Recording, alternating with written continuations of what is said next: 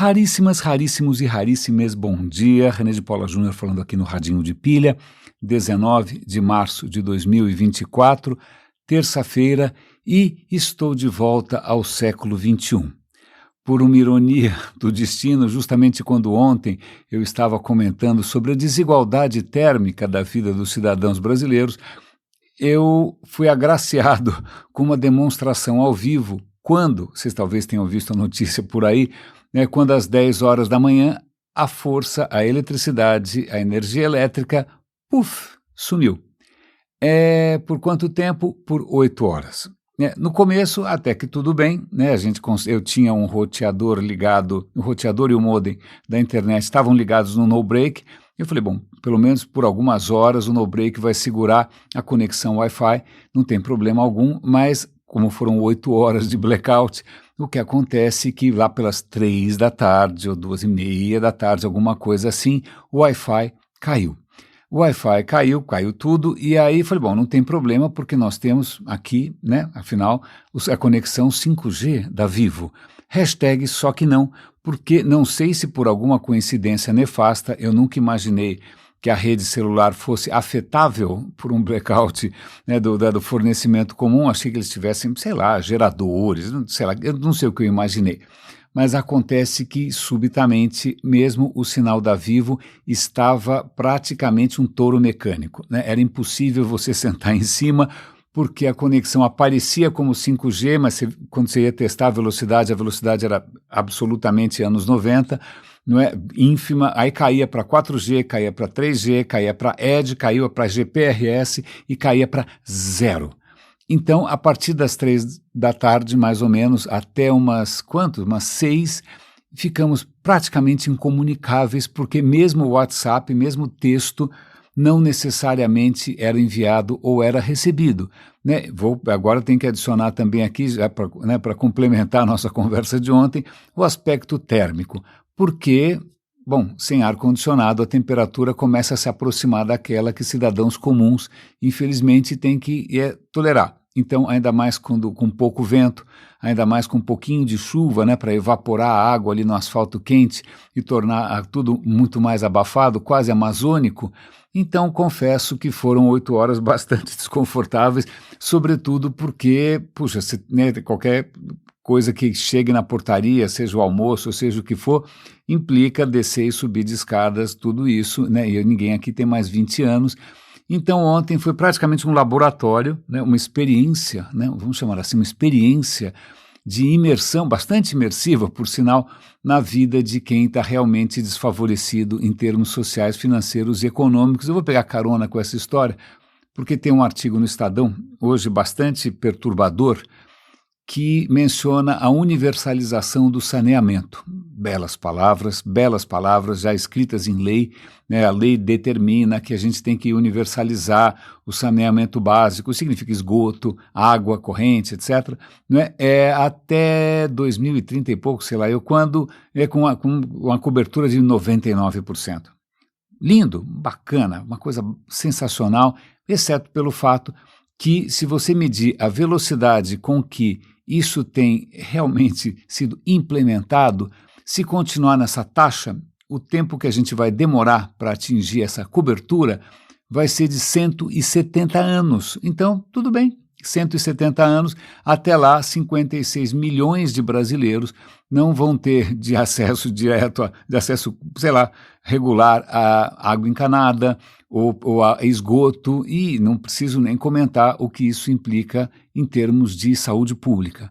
Então vejam que 50 e tantos milhões de pessoas é 5 vezes a população de Portugal, é 5 vezes a população de Israel, e nós estamos relegando essas pessoas a brasileiro profissão esperança. Vamos ter que esperar ad infinitum para uma coisa que, não é sexy, não é alguma coisa que no palanque você vai ter um sucesso extraordinário, que vai virar suas chances de reeleição, como Putin agora, que acabou de virar efetivamente um ditador muito mais eficiente que o Stalin, acho que ele vai conseguir ficar mais tempo no poder que o Stalin. Então, pois bem, é um belo começo de manhã. Fico feliz que a luz tenha voltado, porque pelo menos eu consigo compartilhar essa conversa com vocês sem muitos sobressaltos. a gente que vive nessa bolha, né, em que você aperta um botão, a luz acende, você aperta outro botão, o cocô vai embora, né, você aperta outro botão, fica tudo geladinho, né? A gente esquece que isso não é sempre assim, que isso não é necessariamente natural, né, que a gente esquece, isso passa a fazer parte, como a gente falou naqueles bons episódios aí sobre o cérebro e seus modelos preditivos, isso não faz parte daquele modelo preditivo que o seu cérebro já criou. Não, isso é frágil, isso é absolutamente frágil, e ontem a gente teve um testemunho disso, porque a geladeira começa a derreter, as coisas, os alimentos vão, você não sabe quanto tempo eles vão durar, não é? E você não tem nem como se comunicar, porque simplesmente a sua operadora vivo subiu no telhado. Muito bem, mas já que eu falei de Stalin aqui, de Putin, tem uma história muito curiosa que tem uma ressonância forte com aquilo que eu estava comentando com vocês sobre os perrengues que o Charlie Chaplin passou, né, por suspeita de ser um apoiador do comunismo, né, de ser um comunista de carteirinha, o que ele não era, né. Ele era um cara com preocupações sociais, sim, né, se envolveu, se engajou em várias causas, mas não era necessariamente anti-americano, não é mesmo? Mas o que é muito interessante é que hoje tem um artigo no Estadão muito surpreendente sobre filmes pró-Stalin, propaganda comunista declarada, né, de simpatia ao regime soviético, produzidos em Hollywood.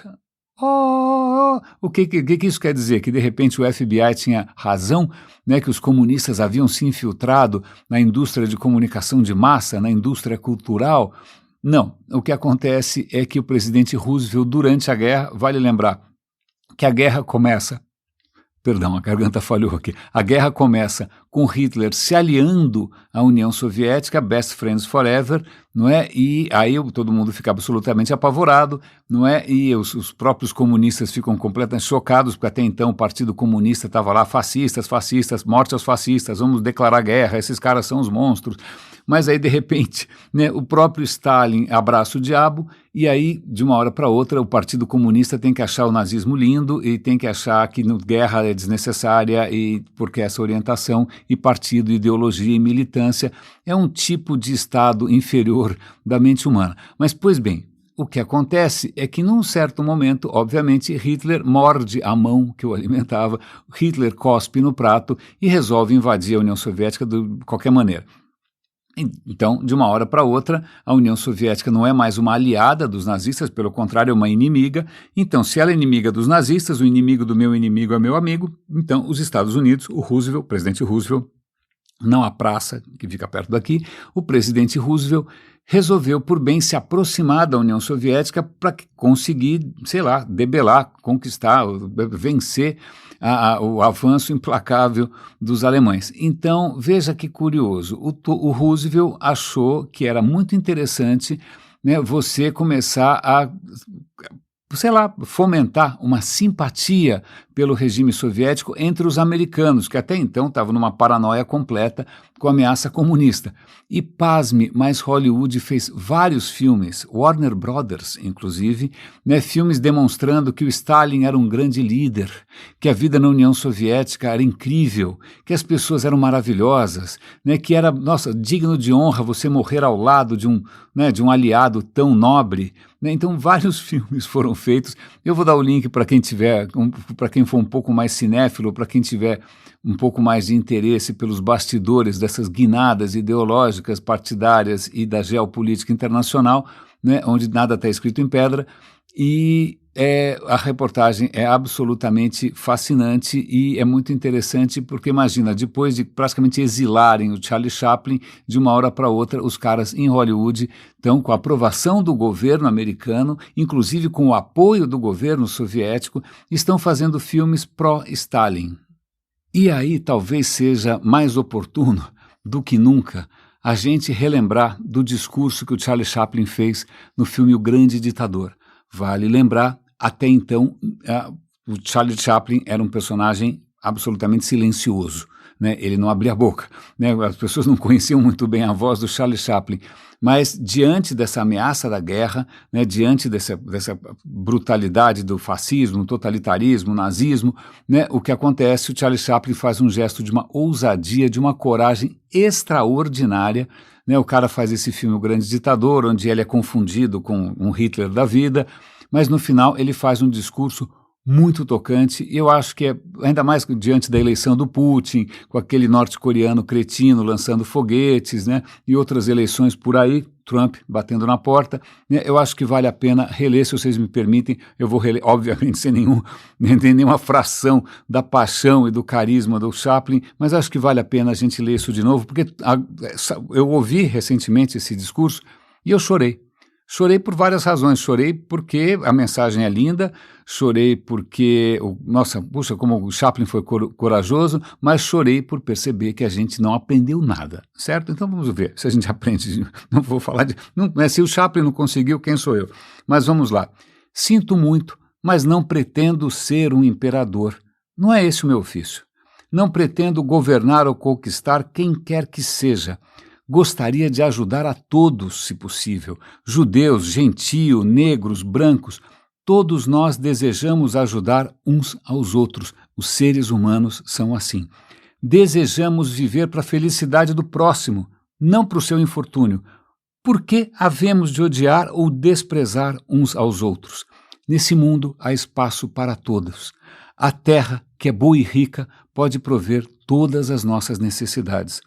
O caminho da vida pode ser o da liberdade e da beleza, porém nos extraviamos. A cobiça envenenou a alma dos homens, levantou no mundo as muralhas do ódio e tem nos feito marchar a passo de ganso para a miséria e morticínios. Criamos a época da velocidade, mas nos sentimos enclausurados dentro dela.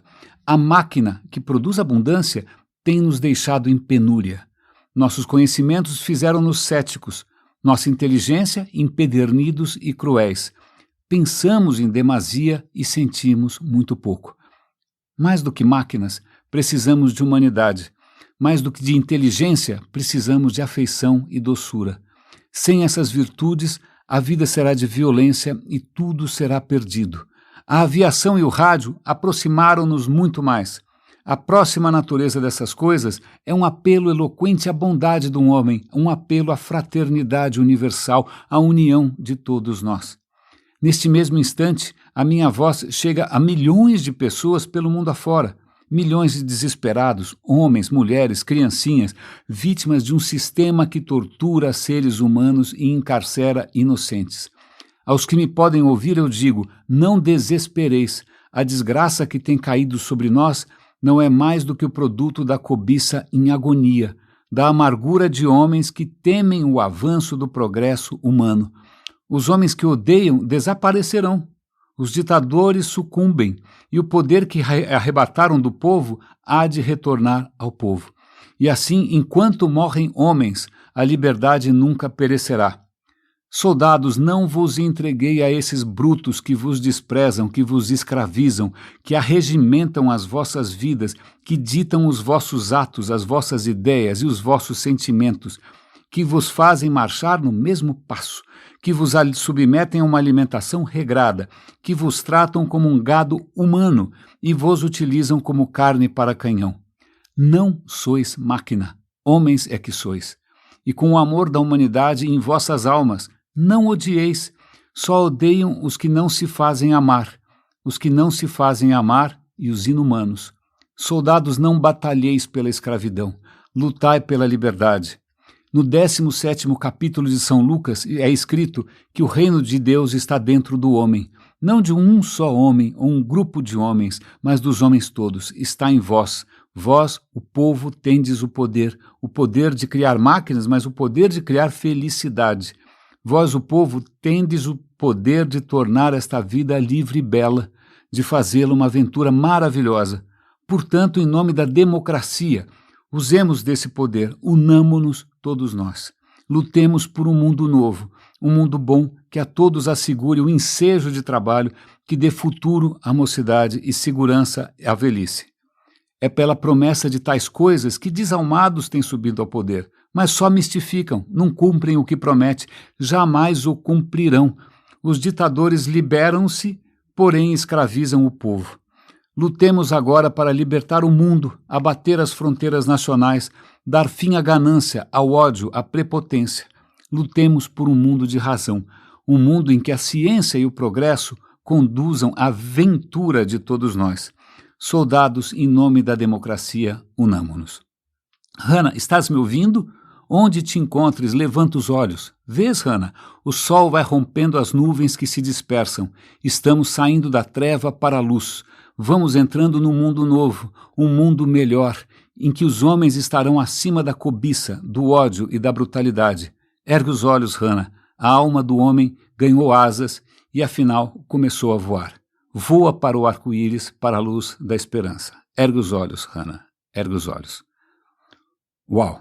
Eu não consigo ler isso sem ficar com a voz embargada, mas a questão é, se o Chaplin fazendo um discurso tão poderoso, né, num filme que foi assistido em todo canto, se ele não conseguiu fazer praticamente diferença nenhuma, e hoje, 100 anos depois, nós temos ditadores de todo tipo, né, restringindo as liberdades, distorcendo a verdade, semeando a cisânia, né, semeando miséria, inventando narrativas assassinas, né, cara, se o Chaplin não conseguiu, não acho que não vai ser o radinho que vai fazer essa diferença toda. Mas é interessante, bom, a gente segue tentando, né? Mas dois episódios que eu acabo de ouvir acabaram me alegrando um pouco, porque eles tratam de novo da valorização da complexidade, o quanto a complexidade nos ajuda a entender um pouco melhor o mundo.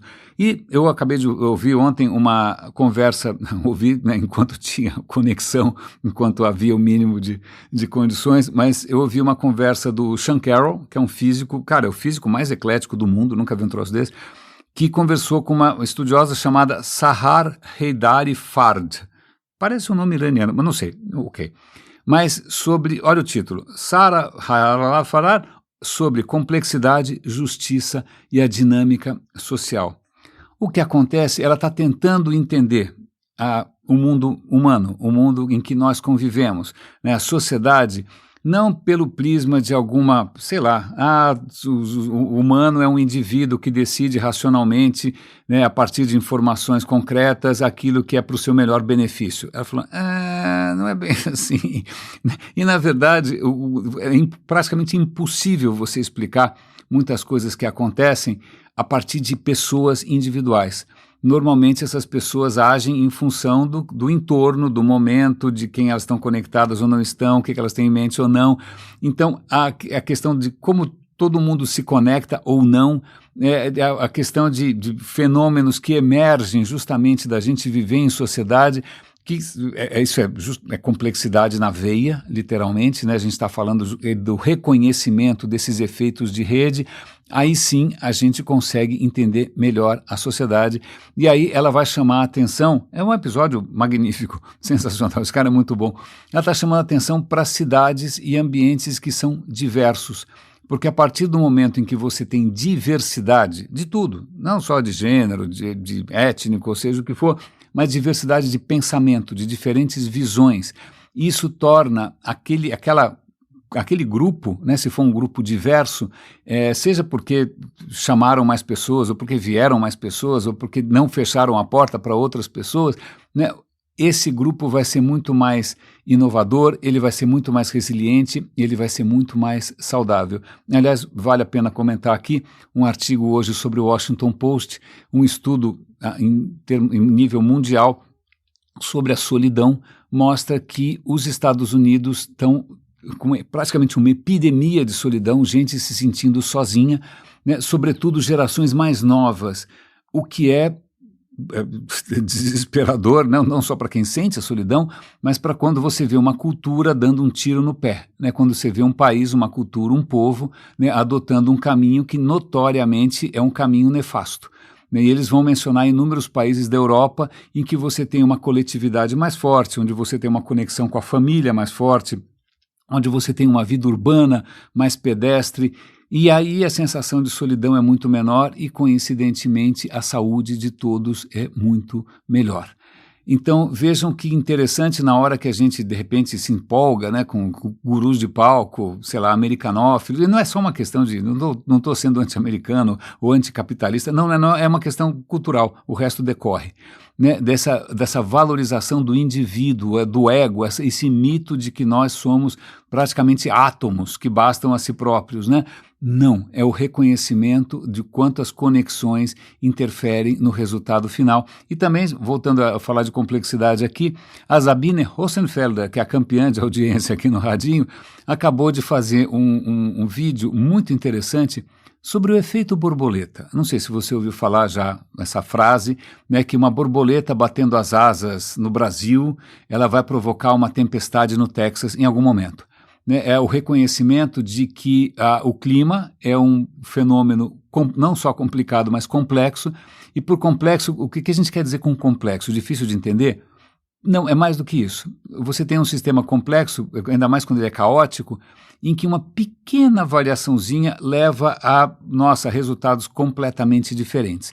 Né? Você mudou um pouquinho, nem que seja 5 casas depois da vírgula, a coisa vai tomar outro rumo completamente diferente. Né? E o clima é assim, quem propôs essa ideia de borboleta, se bem que acho que o original não era borboleta, né? O Lawrence falou, acho que na verdade gaivotas.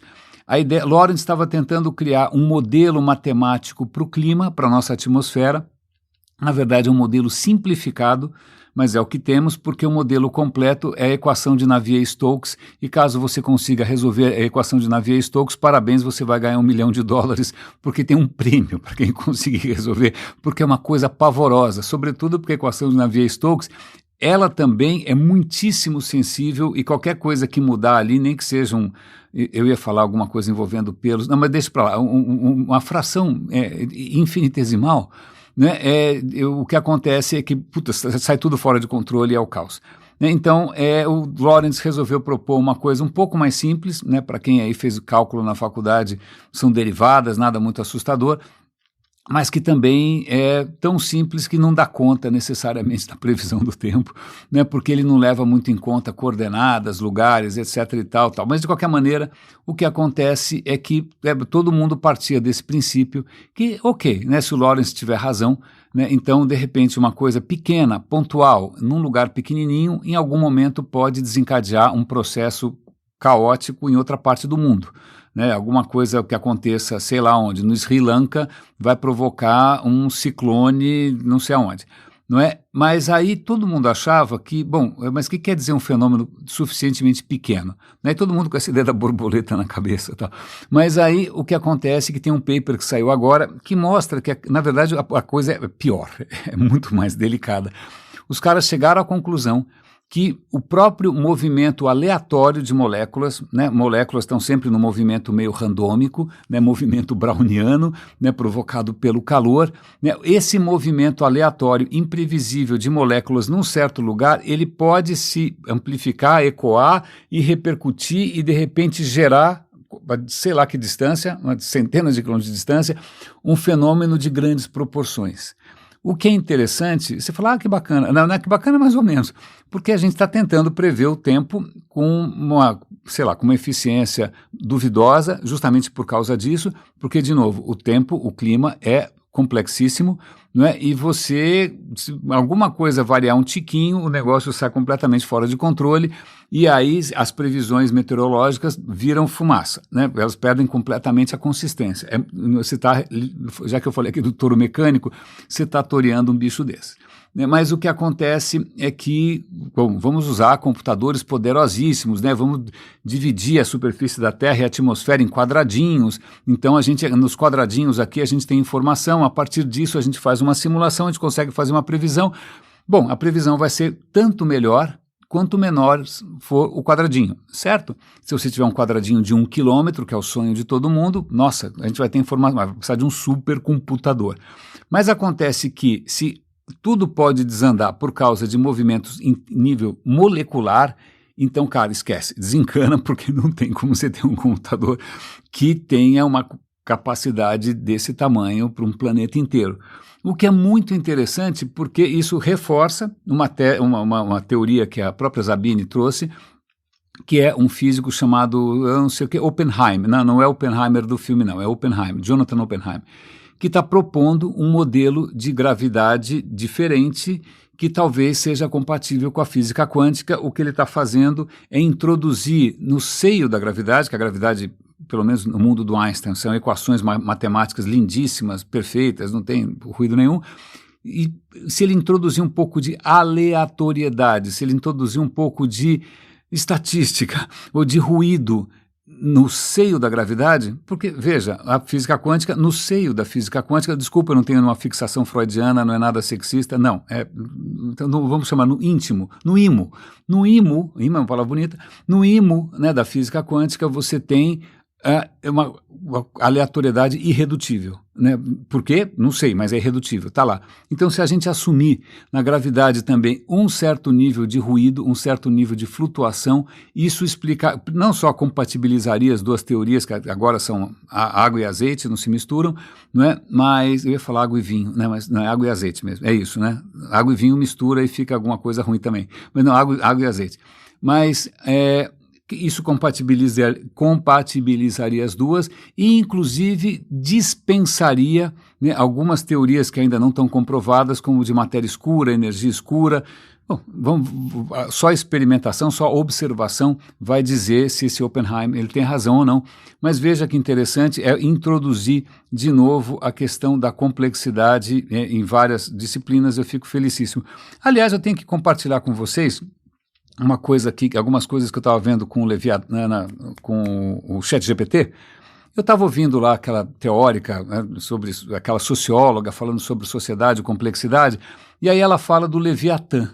Aí eu falei, o Leviatã, o livro do Thomas Hobbes, eu baixei recentemente, comecei a ler, achei chatíssimo, parei, que vergonha. Eu não li o Leviatã, tenho que confessar, eu não li o Leviatã, a minha formação não é tão espetacular assim. Né? Mas aí eu perguntei para o ChatGPT, o ChatGPT, na boa, resume para mim, né? Não é que eu vou colar na prova, que só para ter algum assunto no radinho. E a questão é o seguinte, Thomas Hobbes ele tem uma visão de que a humanidade, num estado primitivo, era um pega para capar, era mata-mata, era uma barbárie, no começo era o caos.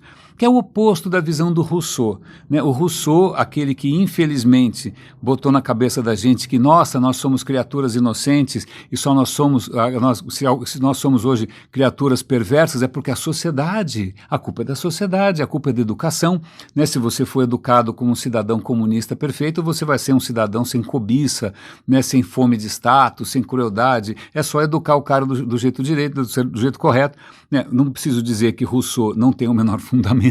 Né? Nós não somos anjinhos, jamais seremos, né? Eu estou sempre falando aqui do quanto do nosso comportamento sempre foi um comportamento primata. A gente herdou as nossas virtudes e defeitos dos nossos primos primatas, somos primatas como qualquer outro, não dá para transformar a gente em como é que chama? Teletubbies, não tem como, lamento informar, não dá para a gente ser anjinho, certo, você está dentro de um corpo, esse corpo tem 80 hormônios, é uma confusão.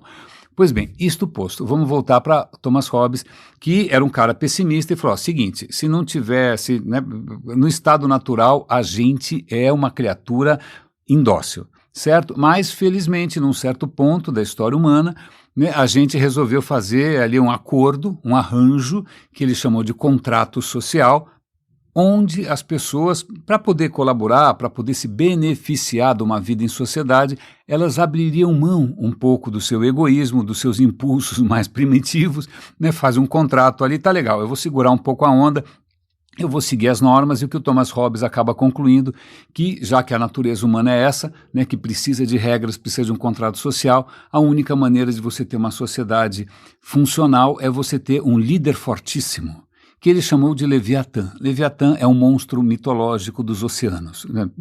Pois é.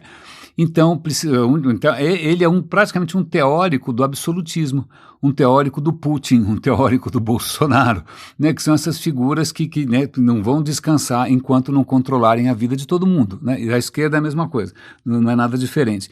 Então, eu aprendi o que era Leviatã, e também é muito interessante lembrar, já que eu estou falando aqui de comunismo, marxismo, etc. e tal, eu perguntei para o ChatGPT, ChatGPT, me conta um pouquinho mais sobre até que ponto a visão marxista é uma visão utópica. E aí eu vou dar o link para vocês dessas conversas todas, né? Mas é que Marx e Engels acreditavam que a sociedade vai atingir uma perfeição, né? Que é a perfeição que não existem mais classes, que não existe mais propriedade, que todo mundo é bacana, todo mundo é bonzinho, todo mundo é generoso, né? E a gente vai chegar lá. Né? E esse é o estado final, é o comunismo. Aí o socialismo é um estágio intermediário, é só assim uma concessão que a gente faz temporariamente, mas a sociedade, o mundo vai ser maravilhoso a hora que todos forem comunistas. Né? Ele acha que o capitalismo é uma etapa primitiva, né? Que o capitalismo, quando evoluir, vai chegar ao socialismo, e quando o socialismo evoluir, nós vamos chegar num paraíso do comunismo. Eu sempre falo para vocês, toda vez que alguém vier com um raio de utopia, saiam correndo. Essa estudiosa que eu estou mencionando para vocês aqui, ela fala a mesma coisa. Utopia é um delírio, porque utopia imagina que você vai chegar num estado perfeito e que não vai mudar nunca mais. Mas o que ela coloca é, o mundo muda o tempo todo. E é por isso que as culturas também mudam, né? Algumas coisas da nossa cultura vão mudando à medida que, de repente, o mundo está se tornando diferente e a gente vai se readaptando e vai se reinventando, mas a ideia é que, em algum momento, né, você vai chegar num estado perfeito, imutável, e a vida vai ser feliz para sempre. Eu sei que parece paraíso e outras visões fantasiosas, mas então, corra.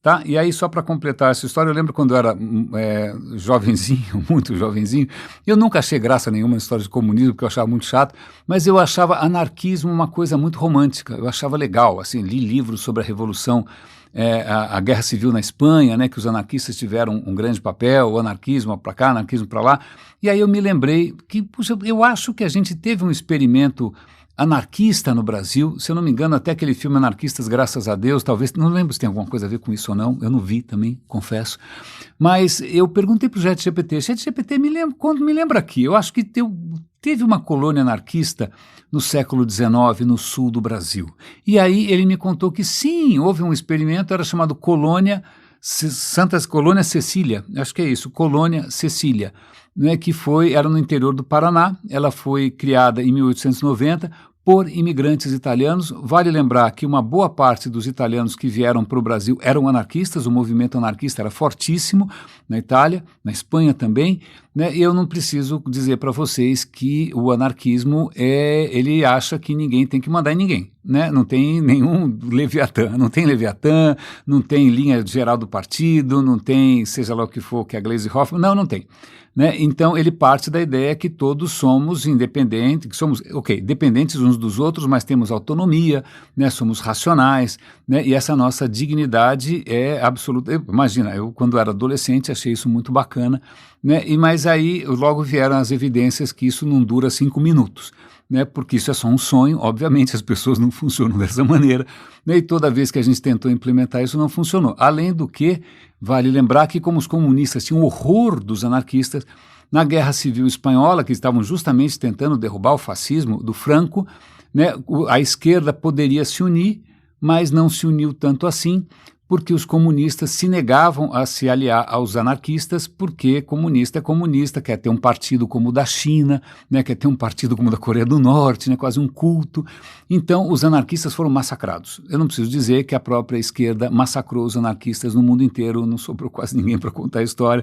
Mas voltando aqui para a história da Colônia Cecília, curiosamente, Dom Pedro II, que era um homem muito aberto a ideias, à diversidade, vamos dizer assim, ele apoiou, os caras foram lá propor, olha, a gente queria construir uma colônia anarquista, vamos ficar lá quietinho, tal, vivendo a nossa vida.